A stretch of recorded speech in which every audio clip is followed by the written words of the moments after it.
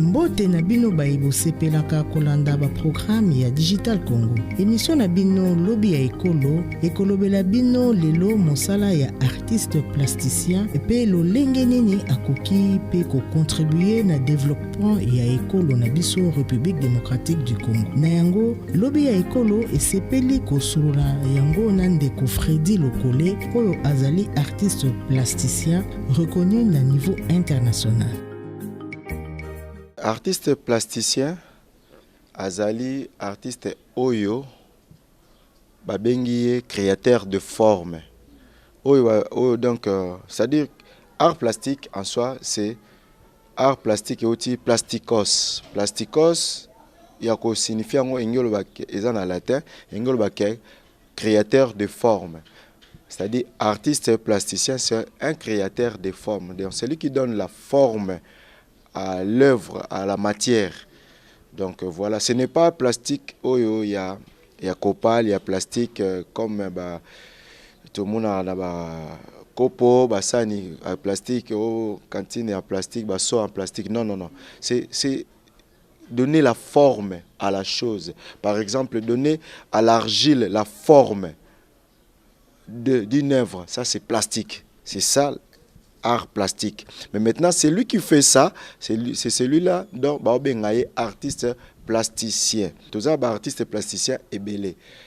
Art plastique, ils ont englobé, ils ont peintre, plasticien, artiste plasticien, ils ont sculpteur, ils ont batteur de cuivre, il y a des céramistes, il y a beaucoup de gens, beaucoup. Et ils ont contourné tout autour, il y a art plastique. Voilà. Par rapport au Netiyangai, je suis un artiste plasticien, peintre. Ya solo, nyonso ebandaka na bomwana. Koyeba oyo ezali kati ya yo pe koluka ko développer yango. Art ekoki kozala eloko moko obotama na yango to pe osepelaka na yango mingi kasi na nyonso wana ya motuya ezali encadrement pe orientation ya mwana po mosala ya zoba ezalaka te. Vocation ou don, ça dépend maintenant d'une personne à une autre. Certains sont nés avec l'art. Et puis, il y a d'autres, c'est une vocation pour lui. Mais il y a de ceux-là aussi, il est né artiste, mais il n'exerce pas ça. Et c'est pour cela nous nous sommes appelés à aller à l'Académie des Beaux-Arts. Quand on va là-bas, on va nous orienter, on va nous donner des canons, des précisions pour devenir un artiste. Mais il y a aussi la formation dans les ateliers. Hein. Il y a des maîtres. Hein. Vu dans la famille, moi, je dessine bien, moi, je bien, qui nous travaillons dans l'atelier à Moutouboye. Et puis, nous avons à cause de moi, encadrement, formation pour la Kende. Et vu aussi aujourd'hui, le monde évolue, il y a modernisme, tout comme Internet, bon, quelqu'un peut faire des recherches, puis à la fin du compte, il maîtrise des choses sans passer par l'Académie des Beaux-Arts, sans passer par l'atelier d'un maître. Il devient un artiste et un artiste complet. Freddy Lokole ezalaki facile te pona ye ko embrasser monde artistique kasi lokola ezalaki kati na ye avec encadrement ya bandeko na ye asili pe ko décrocher diplôme d'état na ye ko poursuivre na université tout en travaillant na atelier ya Roger Botembe na yango et permettre ye pe ko kolisa mosala oyo atangeli. Quant à moi personnellement, ezalora ma blague.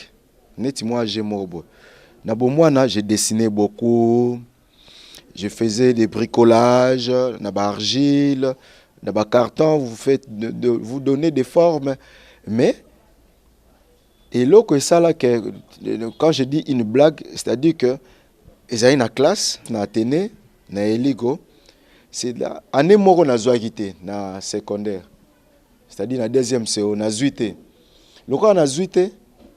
Alors papa lobi nanga moni ba parents mingi batala ba ibara mwana oyo akoza la boy mwana akoyi ko orienter c'est ça ba onde ba orienter biso okoza ba qualité mo yebite ke osani yo mo be onga la lingaka na za la docteur na za la kabo wana za yo moko ba sentiment ya mutu mais papa lobi mais yo musala ozo sala mingi oyo na omuna o maîtriser kenena oluka yana o Roger Botembe Yem tatanga ba biloko auti poto anini aosa musala kutana nae. Alors il m'a envoyé chercher Roger Botembe, mon grand frère, l'ami à mon grand frère.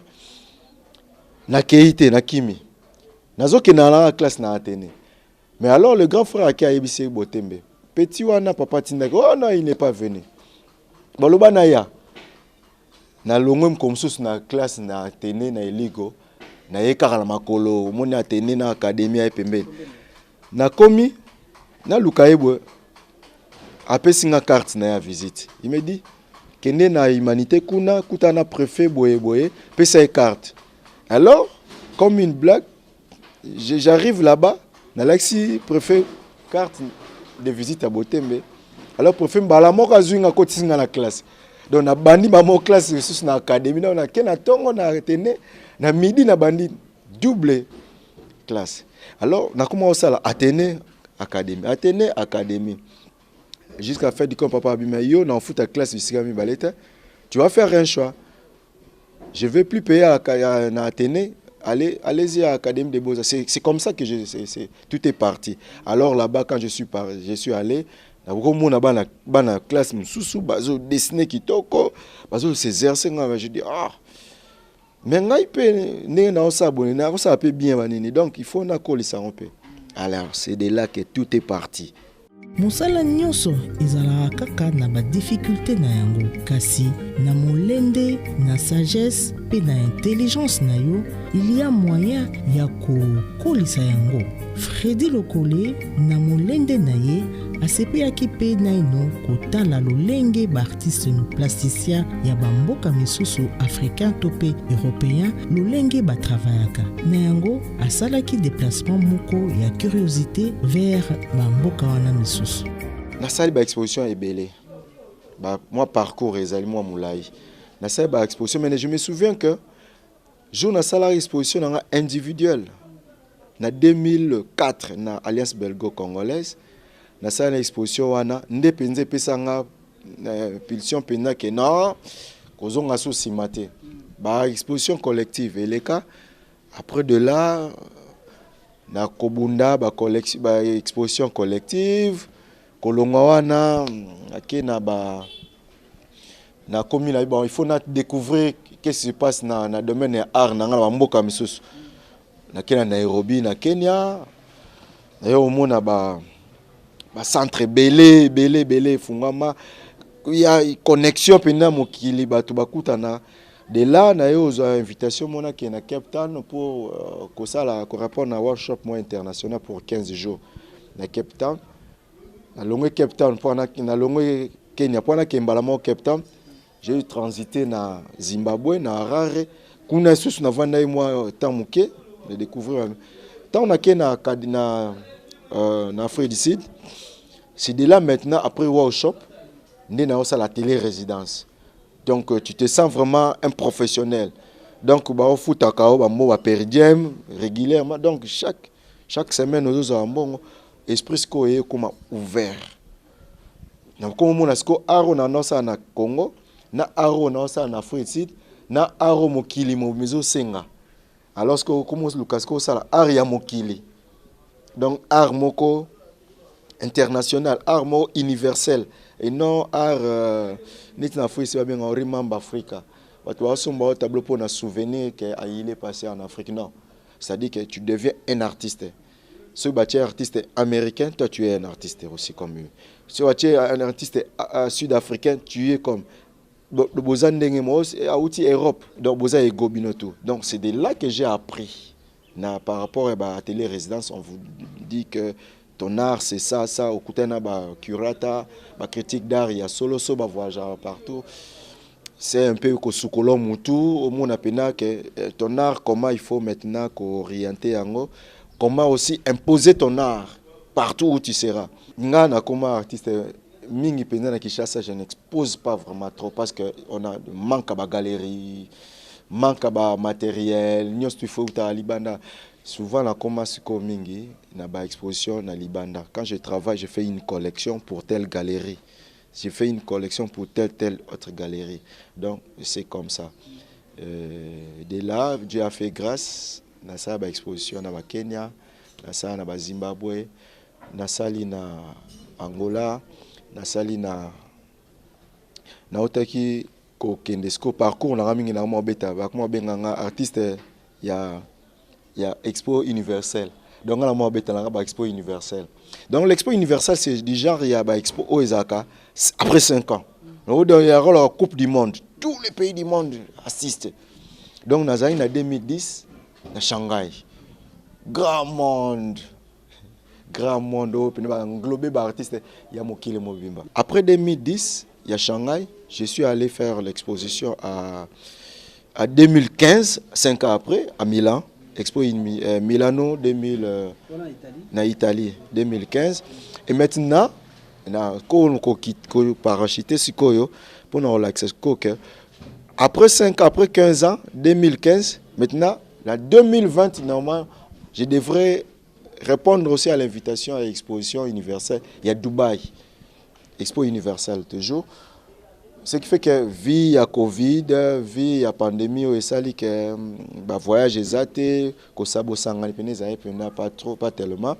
Et alors, c'est le pays organisateur Dubaï, ils ont prolongé la date maintenant et comme ce qu'on a 2021, Oyo, et bandana mois d'octobre, et ça là à 6 mois. Et puis voilà, vision exacte. Pour le moment, le projet est tel que il faut que tu défendre Mboka na Dubaï.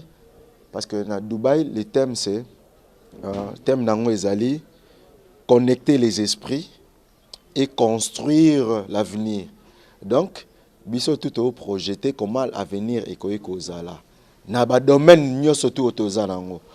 Alors, il faut maintenant comme mema biloko mususu ndenge nini Congo ezana ba artiste projet ezo projeté nini dans l'avenir. Arango yo keni ndenge nini ekozala ndenge nini. Et puis voilà, je réfléchis par rapport à ça. Mais du fait qu'ils sont en collaboration, il y a un État, d'un État à un autre. Donc le pays organisateur Dubaï, le Congo c'est un pays participant, invité. Et puis nous allons prester pour le Congo qui est notre pays. Mais maintenant, les dossiers sont étudiés au niveau du ministère, il y a Commerce extérieur. Et aussi ils nous ont dit que non, si possible, il faut maintenant que Tokenina soit partenaire. Tokenina Abisomoro. Mais cette fois-ci, on doit aller avec des entreprises. Entrepreneurs, il faut accompagner Bisso. Dans l'avenir, qu'est-ce qu'ils proposent? Donc, dans chaque entreprise, il y a un projecteur.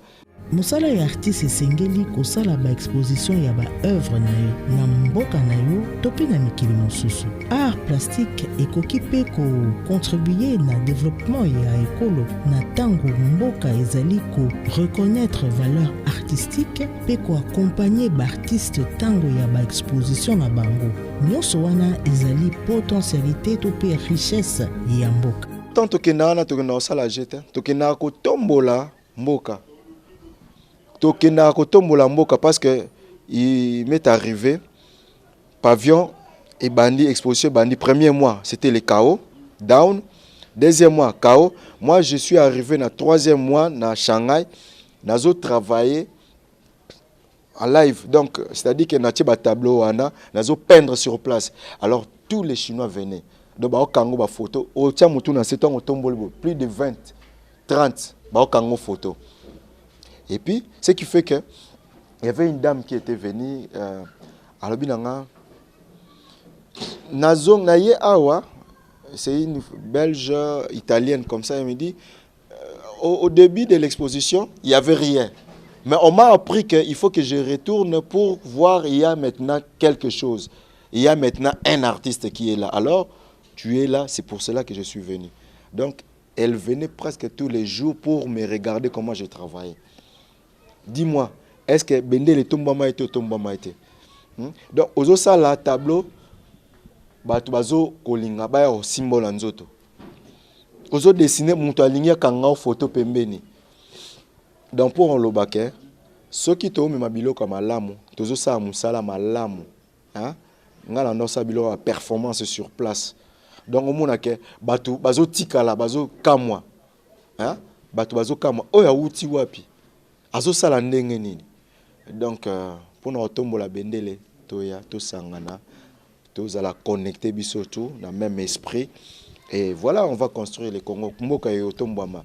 Mboka na biso eza na ba potentialité belé, eza makambo belé ya kitoko. Hein? Il y a makambo belé ya kitoko na mboka.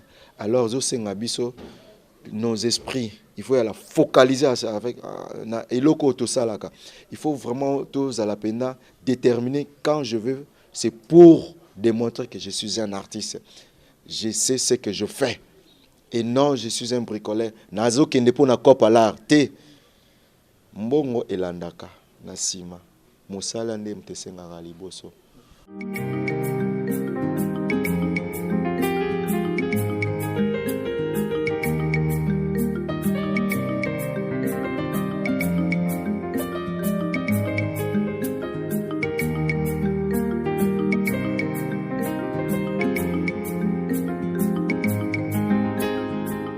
Au même titre que le gouvernement et Pesaka Misolo pour na sa équipe nationale et qui représenter le pays dans la compétition internationale, je pense qu'il est important pour notre pays de soutenir Freddy Lokole, as artiste peintre Oyo a excellé na musala naye. Et ceux qui le connaissent, bayebi nani aza Freddy Lokole. Je pense que à ce niveau, gouvernement et Kozala quand même bien et sungaye. Il y a le ministère de la Culture et Arts. Et c'est important, Ndekonabiso azo kende na Dubaï, tant yango Oyo.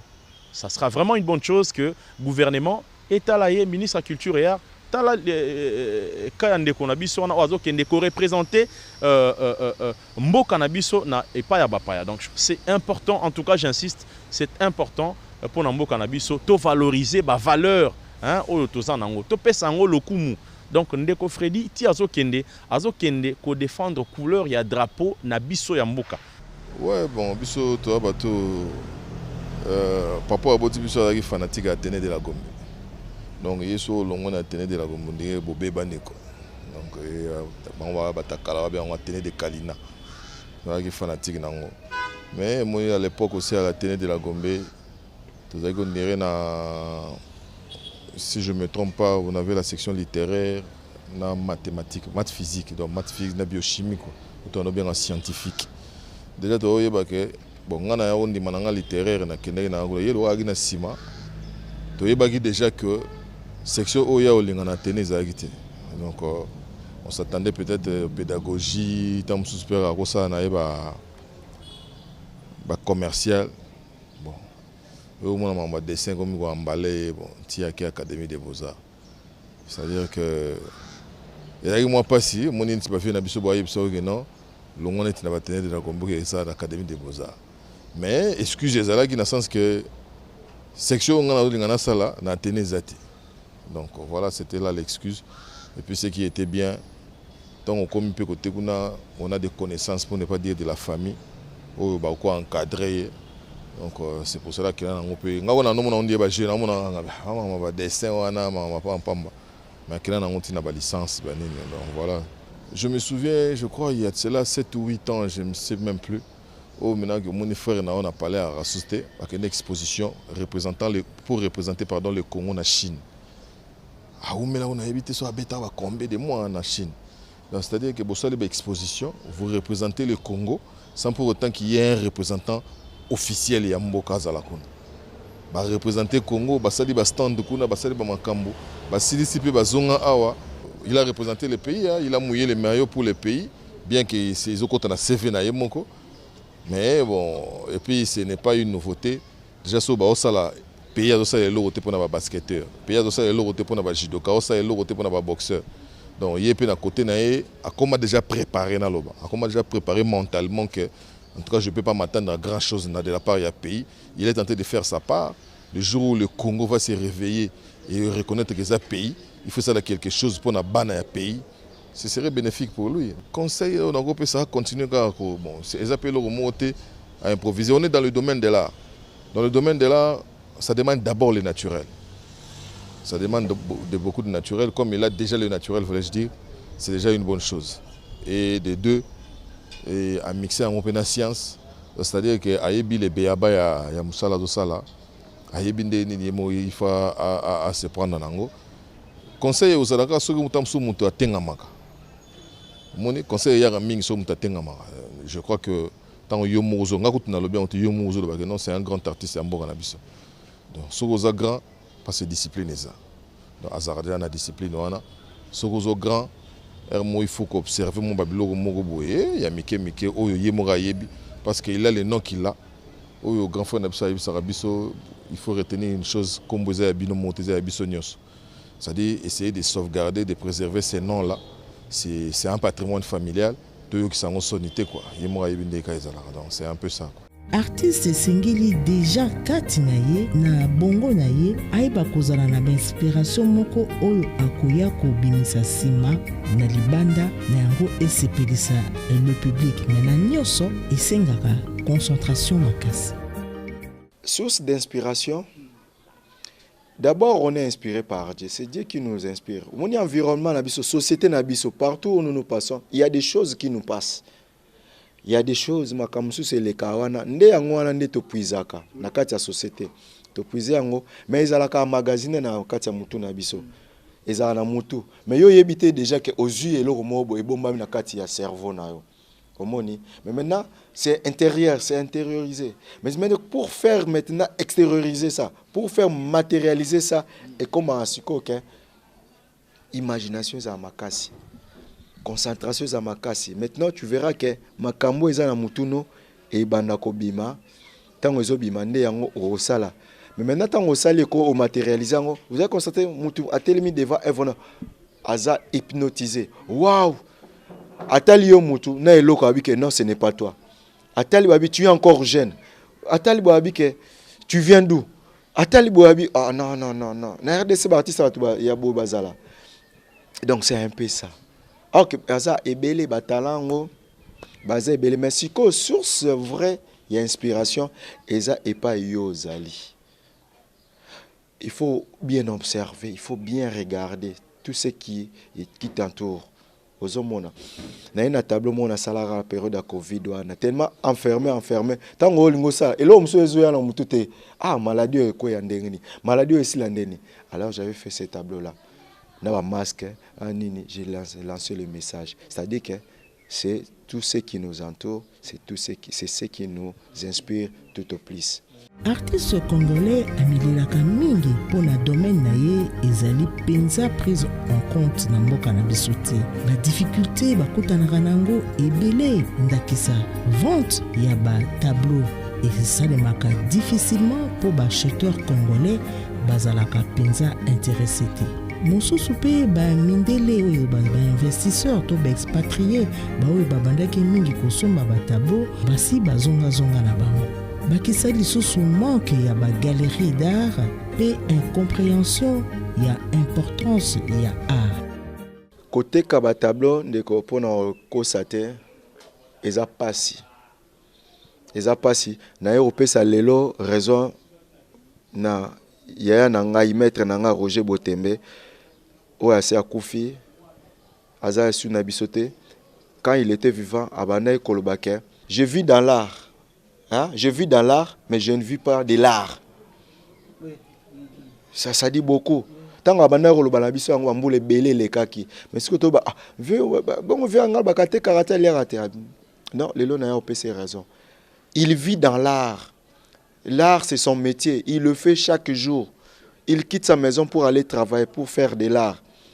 Mais de retour, ce n'était pas l'art qui lui faisait vivre. Ce n'était pas l'art qui faisait vivre sa famille du 1er au 30, scolariser ses enfants. Tout ça, ce n'était pas l'art. Donc, il vivait dans l'art. Les acheteurs congolais, bazate. Ceux baza ndambu. C'est déjà un problème pour nous.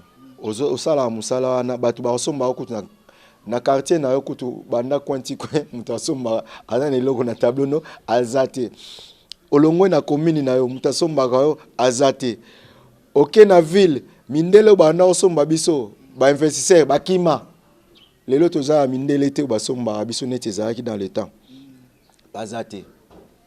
Donc c'est difficile pour que artiste à vivre na art. De deux, parce qu'il n'y a pas de clients, il n'y a pas des investisseurs, des expatriés, parce que de deux, biso moko, ba Congolais, ba culture ya art biso to comment on sala makasi pour nous expliquer couper ça batou à comprendre valeur ya art.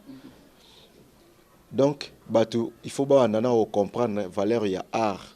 Art ba tableau na biso eza une valeur ajoutée na kati ya ba bien ya mutu.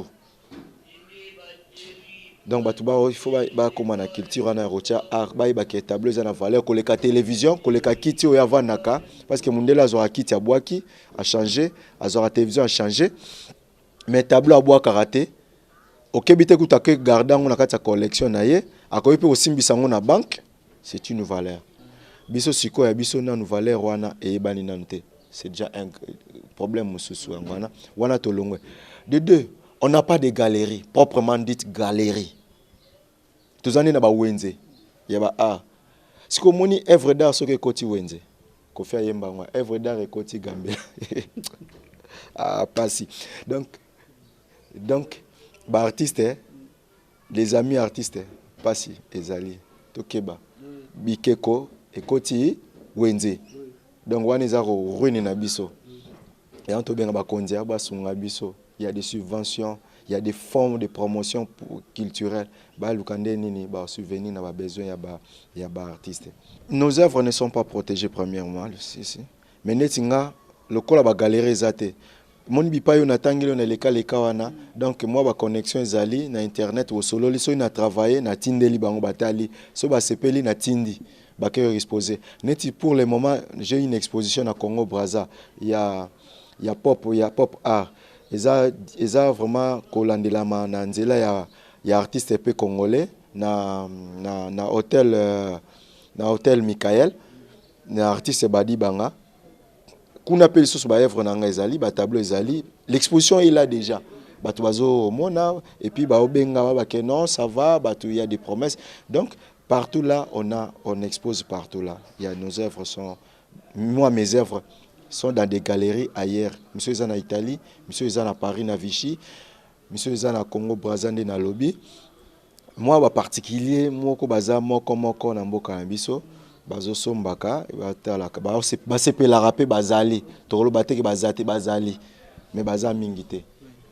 Na yebi na nzela nanga ba artiste belé ba bimi, ba jeune artiste, ba jeune parce que ngamo na za jeune, mais lelo baza ba collègues, mes amis artistes. Basisi na académie basapi ba stage OK Hollande la suivi na ba stage professionnel pour avoir diplôme na gradué basisi ba classe les lettres ça na bango esika moko na baté ngam na format bango mais ils sont passés aux côtés de moi donc neti ngape na zara na pembeni ya batu lelo pe ngape na zala batu misu bazara pembeni nanga emsu pe azo sa musala no lobini ke tal monde osala boso sali yango epesa o ligne moko bo donc nazana batu oyo ke suna zana bazara moi fierté pour nanga yalo ba bridge Brunel Siabo donc petit frère Katia dedans il y a ba Christian Badi Banga oh je salue coup de chapeau donc à tombola bendele la libanda et donc baza est belé pour ne pas citer tout le monde mais ba oana na lobi na yo ils sont vraiment mes proches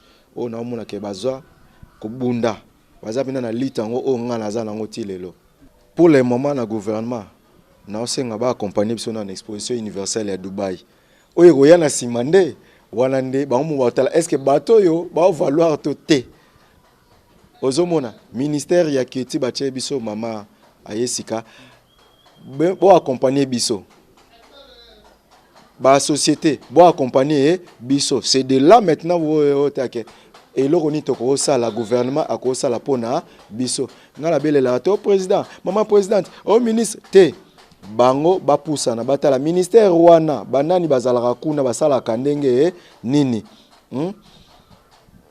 omoneti académie ndenge za wana coup de chapeau à notre ami frère Harry Kalamawaza lelo le DG ya académie de Beaux-Arts yé kuna pa bunda makasi penza kina pona musala ngwe mona na miso bato donc ba artiste bazo bima na nzela na e ba jeune opena mona que ils sont dynamiques ba projet baza na vision penza ya musala ndenge logo ezo sengela donc ba konzi bokena nous bo soutenir bo banana na académie de Beaux-Arts bo soutenir académie de Beaux-Arts eza institution moko ya munene tant bolongo na académie bo talisiko ba artiste bazala rapi na ba télé na ba comment qu'est-ce qu'il faut faire pour les soutenir Qu'est-ce qu'il faut faire pour construire des galeries?